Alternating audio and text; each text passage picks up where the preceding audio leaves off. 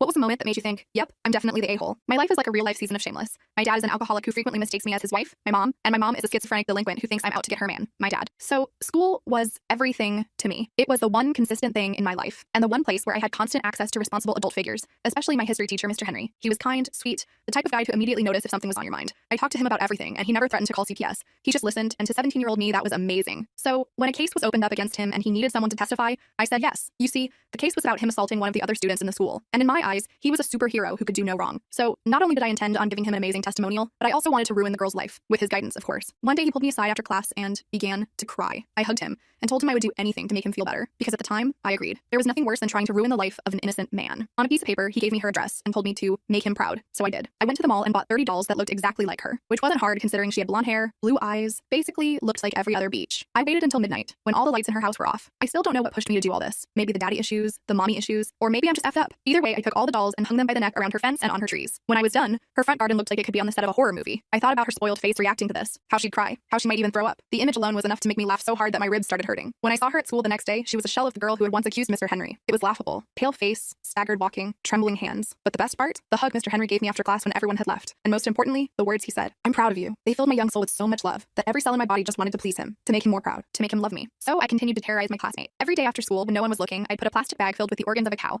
the unsellable parts from my local butcher, into her locker. And I always managed to slip notes into her backpack, telling her that we all know she's lying. And because Mr. Henry was under intense surveillance, they knew it wasn't him, and they never linked it to me. But my favorite day was the day of her court case. She was such a stammering mess from my months of psychological torture that she didn't even sound coherent. So it didn't take long before Mr. Henry was pronounced innocent. And again, while no one was looking, I met him behind the courthouse and gave him a huge hug. He even picked me up and twirled me around. It was the biggest smile I had ever experienced. And while our faces were practically touching, his lips accidentally landed on mine. Butterflies filled my stomach. His face went red and he apologized, and I had to pretend not to want more. But the next day, I woke up to the news. The girl had unalived herself. I should have known Mr. Henry wasn't the superhuman I thought he was, but back then I was too brainwashed to even question that. So I didn't even feel guilty or sad. I just laughed. I thought it was justice being served. Plus, Mr. Henry even gave me a gift the next day, paired with a card that thanked me for letting the trash take itself out. From there, our relationship continued to progress. He started giving me after-school tutoring, where our hands and legs would constantly touch. When we were together, the air was electric. And when I finally graduated, he was the only one to congratulate me. His email made my heart skip a beat, and I asked if he wanted to celebrate in person, together. Fast forward to July of that summer, and we were feasting on a meal together in his home. He treated me to this delicious red wine, and it was so good that I finished an entire bottle. When I did, he carried me to his guest room. I thought he was going to just let me sleep, but instead, he got in bed beside me. Before I knew it, his hand was probing me. I tried to push him off, but it didn't work. I've been waiting for this ever since your first day of 9th grade.